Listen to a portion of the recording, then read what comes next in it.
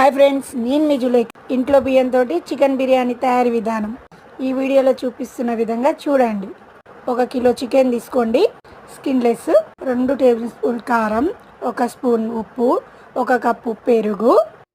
వీడియోలో చూపిస్తున్న గరం మసాలా ఐటమ్స్ వేసుకోండి. చాలా బాగుంటుంది బిర్యానీ.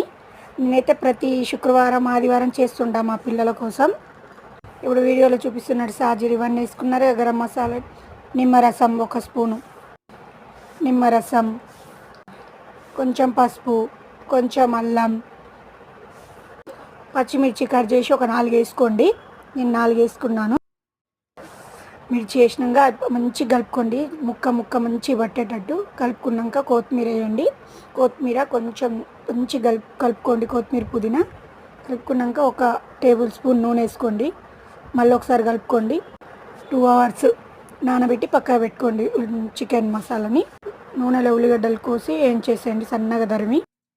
ఒక బాండి తీసుకొని నీళ్ళు పోసుకొని గరం మసాలా ఐటమ్స్ వేసుకోండి. మనం వేయించి పెట్టుకున్న ఉల్లిగడ్డలు కూడా కొన్ని వేసుకోండి.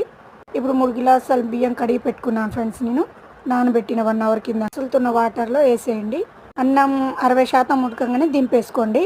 చికెన్ పక్కన పెట్టుకున్న చికెన్ తీసుకొని సర్వలు వేసేసుకోండి. మనం 60% ఉడికించిన రైస్ ఉందా దాంట్లో వేసి పైనంగా గార్నిష్ చేసుకోండి. ఉల్లిగడ్డలు, కొత్తిమీర, పుదీనా, నిమ్మరసం వేసి మళ్ళీ కొంచెం అన్నం మిగిలింది అది దాని మీద చేసేయండి.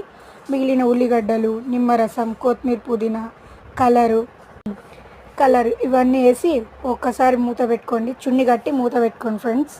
ఈ వీడియోలో చూపిస్తున్న విధంగా మూత పెట్టుకోండి. చున్నీని గట్టి ఆవిరి పోకుండా దాంట్లో నీళ్ళు పట్టేసి మూత మీద పెట్టేయండి.